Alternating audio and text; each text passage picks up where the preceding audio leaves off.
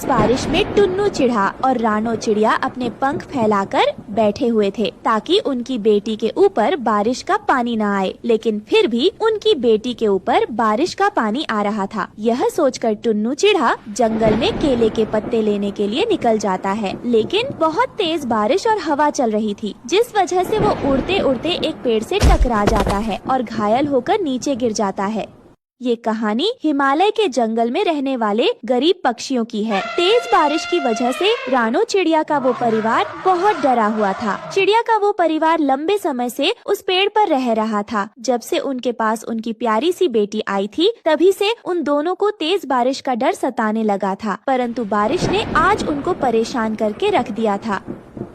गुड़िया के पापा, मेरी बेटी अभी बहुत छोटी है और अब तो बारिश का पानी हमारे घोंसले में भी आने लगा है। अगर ऐसे ही चलता रहा तो हमारी बेटी को ठंड लग जाएगी। अब तो इस पेड़ पर पत्ते भी बहुत कम रह गए हैं।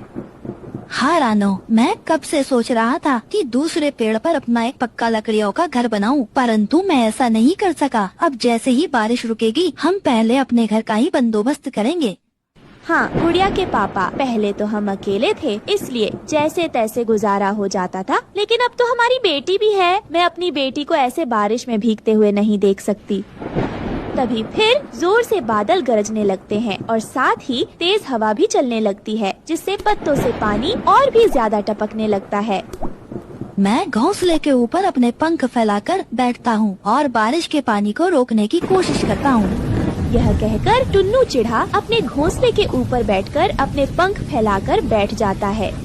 रानो, तुम परेशान मत हो, मैं हूँ ना, मैं अपनी बेटी को बरसात में भीगने नहीं दूंगा। गुड़िया के पापा, ऐसे भी क्या कभी बरसात का पानी रुका है जो अब रुकेगा? तो क्या अभी भी पानी आ रहा है घोंसले में? हाँ, पानी पहले से भी ज्यादा आ रहा है। अब तो मेरी गुड़िया के पंख भी भीग गए हैं। तो फिर रानो, मुझे जाना होगा। गुड़िया के पापा, कहाँ जाना होगा आपको? वही जहाँ ऐसी बारिश में पहले मेरे पापा जाया करते थे केले के पत्ते लेने। बरसात बहुत तेज है और साथ ही तेज हवा भी चल रही है। आप कैसे उड़ पाएंगे?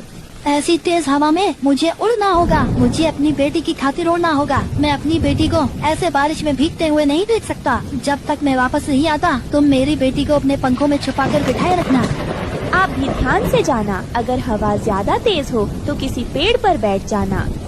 रानो, तुम परेशान मत हो, मैं सब कर लूँगा।